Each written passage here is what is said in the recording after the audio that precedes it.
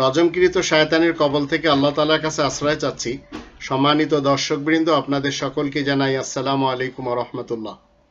বাংলাদেশি সেবা পার্টি যে সকল কারণগুলির দৃষ্টিতে এরশাদের, হাসিনার এবং খালেদার তন্ত্রকে মানে না, সেই ব্যাপারটি নিয়ে আমি আপনাদের সামনে এই কোরআন কি বলছে এগুলি তুলে ধরব এবং এমন কিছু কথা আপনারা জানতে পারবেন আপনাদের মধ্যে যারা এই ডেমোক্রেসি বিশ্বাস করে জীবন কাটাচ্ছেন এবং নামাজ, রোজা, হজ, যাকাতও করে যাচ্ছেন।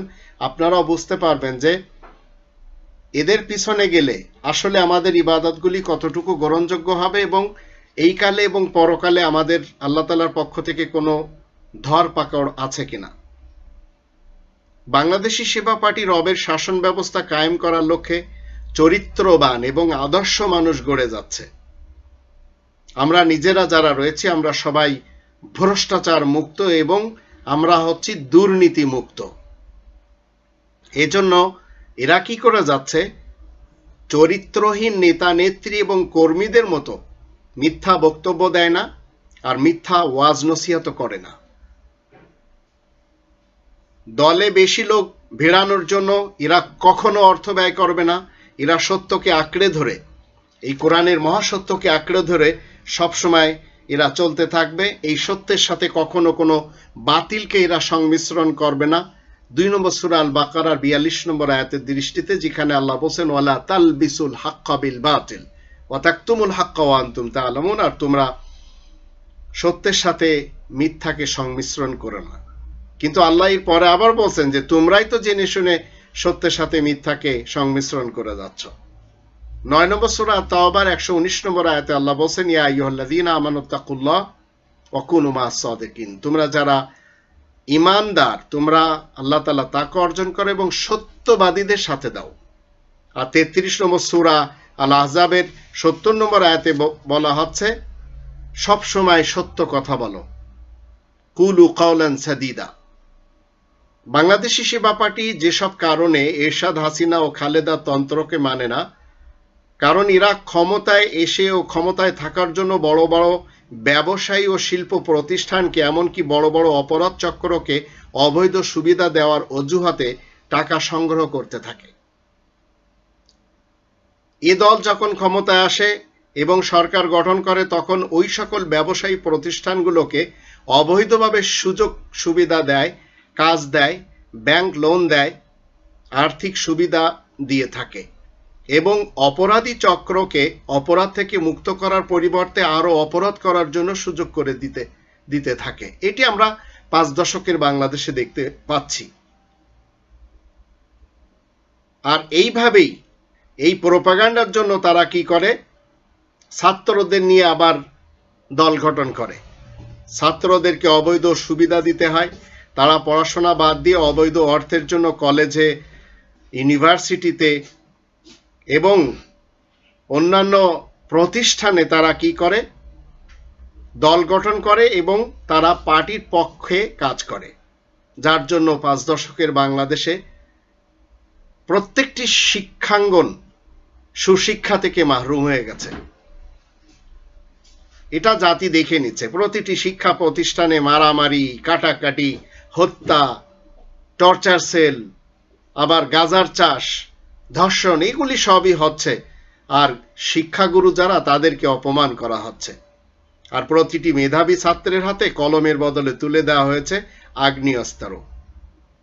অবৈধ টাকা দিয়ে তারা পড়ালেখা বাদ দিয়ে মদ, হিরোইন, জুয়া, অবৈধ নারী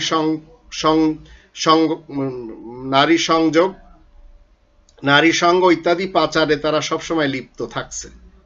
এগুলি গণতন্ত্র সিস্টেমে এরশাদের যুগেও ছিল, খালেদার যুগে ছিল, শেখ হাসিনার যুগে একটু বেশি। তো এখন সমাজ কি হচ্ছে, কলুষিত হচ্ছে আর যুব সমাজ হচ্ছে কলঙ্কিত, যার জন্য দেখা যাচ্ছে বিদ্যালয় বলেন, বিশ্ববিদ্যালয়গুলো বলেন, মানব চরিত্র গঠনের সর্বনিম্ন অবস্থানে চলে গেছে।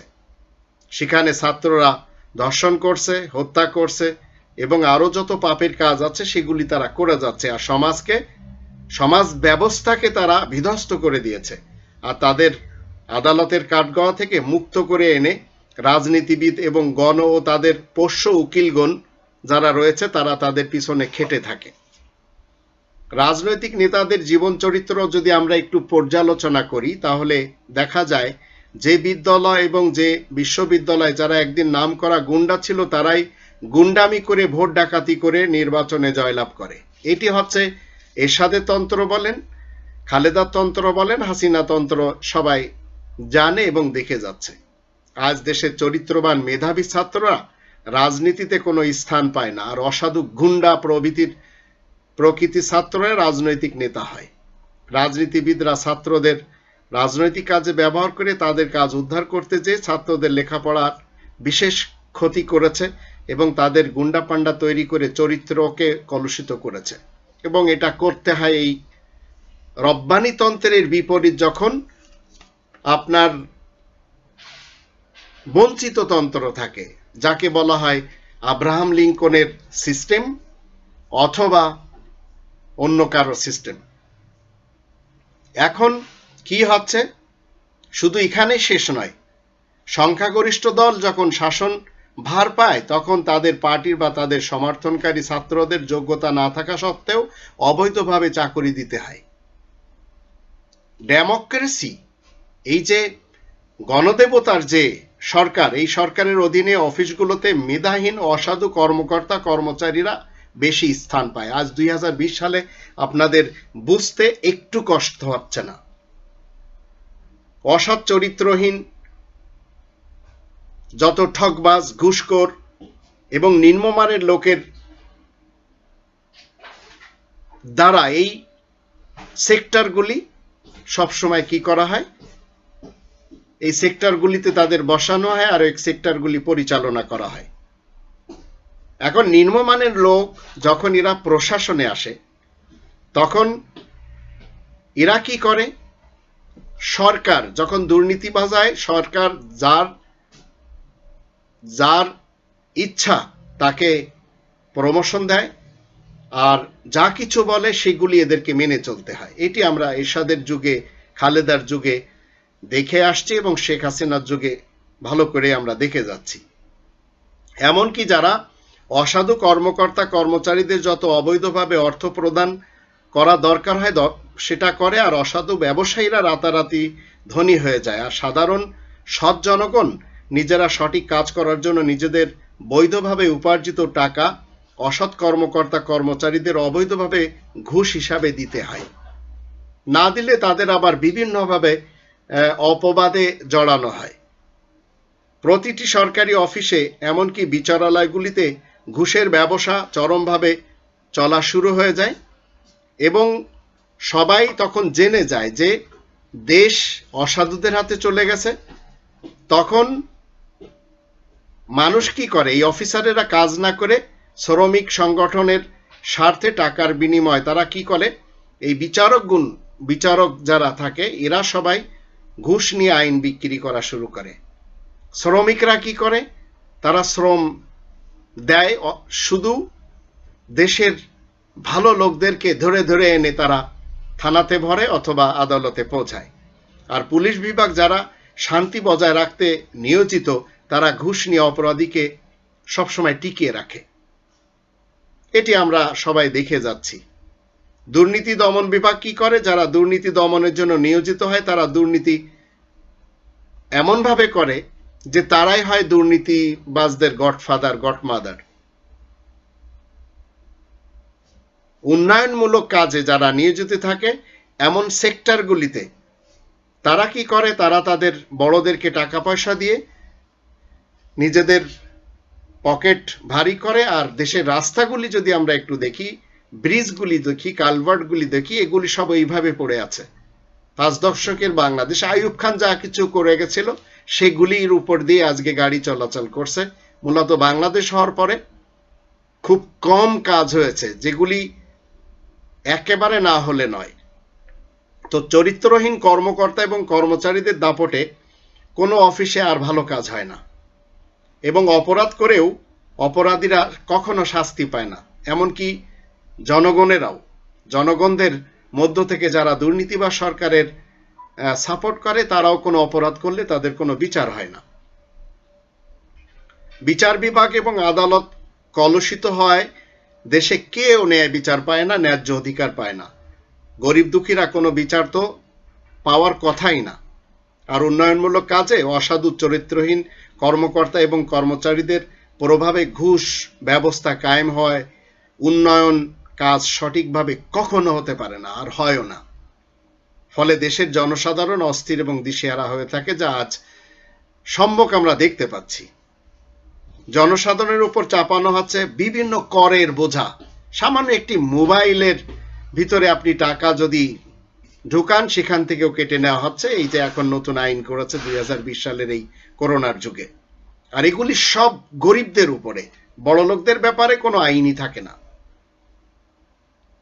সীমান্ত রক্ষীগণ অবৈধ ব্যবসার মাধ্যমে বৈদেশিক মুদ্রার উৎস ধ্বংস করে দেয়। যারা সীমান্ত রক্ষী, এরা এমন কারবার করে যেগুলি আমরা প্রতিনিয়ত দেখে যাচ্ছি, ধরাও পড়ে কিন্তু কোনো বিচার হয় না। আর অনেক দেশে সামরিক বাহিনী এই দুর্নীতির বেড়াজালে চরিত্রহীন এবং দুর্বল হয়ে যাচ্ছে। অনেক দেশে যারা ডেমোক্রেসি পছন্দ করে, জনমত গঠনের জন্য এই সকল রাজনৈতিক দলগুলো সভা এবং মিছিল করে, লাখ লাখ টাকা ব্যয় করে, বাস এবং ট্রাক ভরে সভা ও মিছিলে লোকদের যোগানদানের ব্যবস্থা করে। আর এই টাকা আয় করতে যত সব অপকর্ম সেগুলি তারা করে। দলের সুবিধার জন্য দলভিত্তিক বিদ্যালয়গুলির ন্যায় প্রতিটি অফিসে শ্রমিক সংগঠন করা হয় এবং করা হয় নানা ধরনের সমিতি ও ট্রেড ইউনিয়ন। ফলে উৎপাদন চলে যায় শ্রমিকদের ইচ্ছার উপর, শিল্প হয় ধ্বংস, দেশ হয় দেউলিয়া, বেড়ে যায় দুর্নীতি। আর এর উদাহরণ আমরা এরশাদের যুগে, খালেদার যুগে এবং শেখ হাসিনার যুগে দেদর্শে দেখে যাচ্ছি। দেশ যেখানে উন্নতি হওয়ার কথা ছিল, সেখানে অবনতিতে একেবারে জিরোতে এসে দাঁড়িয়েছে। আর শ্রমিক সংগঠনগুলি এত শক্তিশালী হয় যে প্রশাসনে নিয়োজিত কর্মকর্তাদের তাদের তাবেদারিতে চাকরি করতে হয়। এই একটা অফিস বিভিন্ন সংগঠন দেখাশোনা করে। মনে করেন একটা অফিসে বিভিন্ন সংগঠনের প্রায় 25% কর্মচারী নেতা থাকে। এরা কি করে? তারা কোনো কাজ করে না, কিন্তু শ্রমিক সংগঠনের স্বার্থে টাকার বিনিময়ে তহবিল প্রদান, চাকরির প্রদান, বদলি, সৎ কর্মকর্তাদের নাজেহাল করানোর জন্য তারা নিয়োজিত থাকে। এদের একটি কাজ, যারা তাদের পছন্দ করবে না ওদেরকে হয়রানি। এটা আমাদের দেশে আমরা এখনো দেখতে পাচ্ছি। এমনকি অবৈধ কাজ করার জন্য কোনো কর্মচারীকে বিচারের মাধ্যমে শাস্তি দেওয়া যায় না। ফলে প্রতিটি অফিসে কি হয়? প্রশাসনিক ব্যবস্থা দুর্বল হয়ে যায়, ভেঙে পড়ে যায়। দেশ পরিচালনার যে চেইন অফ কমান্ড, প্রতিষ্ঠানের চেয়ারম্যানও অনেক সময় নির্দেশ দিয়ে নির্দেশ কার্যকরী করতে ব্যর্থ হয় এবং একজন সাধারণ কর্মচারী বদলিও করতে পারে না। একটি সাধারণ কর্মচারী, তাকে আপনি বদলি করতে পারবেন না, কারণ সে দুর্নীতিবাজ যতটুকু, তার থেকে যে বদলি করবে সে সবচেয়ে বড় দুর্নীতিবাজ হয় প্রত্যেকটি সেক্টরে, যা আমরা আজ দেখতে পাচ্ছি। আর এগুলি ডেমোক্রেসি বলেন, গণদেবতা বলেন, বঞ্চিত তন্ত্রের ফসল। এখন কি হয়? এই সকল শ্রমিক সংগঠনগুলোকে সহায়তা করে মানে পেলে রাখার কাজ হচ্ছে, জীবিত রাখার কাজ হচ্ছে দুর্নীতিবাজ সরকারের। এই সকল অপকর্ম ডেমোক্রেটিক সরকারের ফসল। ডেমোক্রেটিক শাসন ব্যবস্থায় ন্যায় বিচার দেশে আর কখনো থাকতে পারে না।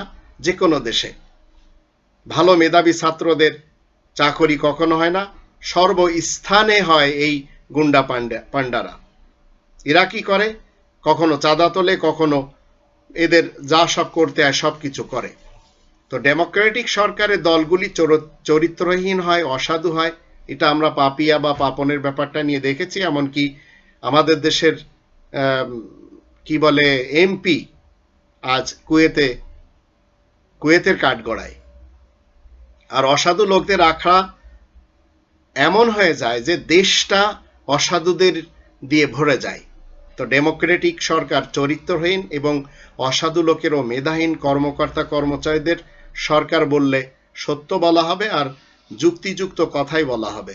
বাংলাদেশি সেবা পার্টি রব্বানি তন্ত্র চায়, রবতন্ত্র মেনে এরা জীবন কাটিয়ে যাচ্ছে এবং রবতন্ত্র তথা কোরআনের ঐশী বিধানের, এই কোরআনের ঐশী বিধানের ভিত্তিতে সরকারি কাজ ও বিচার বিভাগ পরিচালনা করবে। ফলে অসাধু পন্থা অবলম্বনের কোনো পথ থাকবে না। চরিত্রহীন হওয়ার ব্যবস্থা থাকার যত রাস্তা রয়েছে সেগুলি সব কর্তন করে দেওয়া হয়। অবৈধ অর্জনের পথ থাকে না। অপরাধীদের জন্য থাকে সুনির্দিষ্ট শান্তির, তাদের যে অশান্তির কারণে যে শাস্তি দেওয়া দরকার সেই শাস্তির ব্যবস্থা থাকে, যার কারণে তারা শান্তিতে ফেরত আসে। কারণ এই কনস্টিটিউশন হচ্ছে অপরিবর্তনীয়, আর এটি কঠোরভাবে প্রয়োগ হলে দেশে চোর থাকে না, ডাকাত থাকে না, ধর্ষক থাকে না, সুদখোর থাকে না, ঘুষখোর থাকে না, এবং অপরাধী জগৎ একেবারে জিরোতে এসে যায়। এর জন্য দরকার বাংলাদেশি সেবা পার্টির, এরা চাচ্ছে এই রব্বানিতন্ত্র দেশে কায়েম হোক, আর ন্যায় বিচারের ভিত্তিতে আইনের শাসন হোক, মেধাবী, চরিত্রবান এবং দক্ষ কর্মকর্তা কর্মচারী সরকারি দপ্তরে নিয়োগ করে সরকারের যত কাজ রয়েছে সরকারি কাজগুলি সুষ্ঠু এবং দক্ষভাবে ন্যায় ভিত্তিতে পরিচালিত হোক। এটি বাংলাদেশি সেবা পার্টি চায়। কারণ আল্লাহ তাআলা বলছেন এই কোরআনের 16 নম্বর সূরা নাহলের 90 নম্বর আয়াতে, ইন্নাল্লাহা ইয়া'মুরু বিল আদলি ওয়াল ইহসান। আল্লাহ তাআলা অর্ডার দিচ্ছেন ন্যায় বিচারের এবং কল্যাণময় জীবন ব্যবস্থা কায়েম করার। আর 4 নম্বর সূরা আন-নিসার 60 নম্বর আয়াতে বলা হচ্ছে তাগুতকে ওয়াকাদুমিরু আন ইয়াকফুরু বিহি, তাগুতের বিধানকে অমান্য করে চলতে হবে। তাগুতের বিধান যদি আপনি আমি অমান্য না করতে পারি, তাহলে আপনাকে আমাকে মনে রাখতে হবে যত ইবাদত গুজার আপনি করেন না কেন, তাতে কোনো কিছু আপনার লাভ হবে না। এগুলি শুধু আপনার জন্য, আপনার ব্যক্তিত্বের জন্য শুধু ধোঁকা ছাড়া আর কিছু না। কারণ কল্যাণময় জীবন ব্যবস্থা কায়েম করার জন্য আপনাকে কোরআনের বিধান ইস্টাবলিশ করতে হবে, আর তাগুতকে অমান্য করে চলতে হবে। এখন আপনি যদি তাগুত মেনে মনে করেন যে আমি রবকে খুশি করাতে পারবো, তাহলে এটি হচ্ছে আপনার ভুল ধারণা। বাংলাদেশি সেবা পার্টি সেটি চায় না। এখন আপনি এরশাদের পার্টি করেন, শেখ হাসিনার পার্টি করেন, বেগম খালেদার পার্টি করেন, সেটা আপনাদের ব্যাপার। আমরা অন্তত মুসলিম হিসেবে রয়েছি এবং মুসলিম হিসেবে দুনিয়া থেকে যেতে চাই। আল্লাহ আমাদের সবাইকে তৌফিক দান করুন।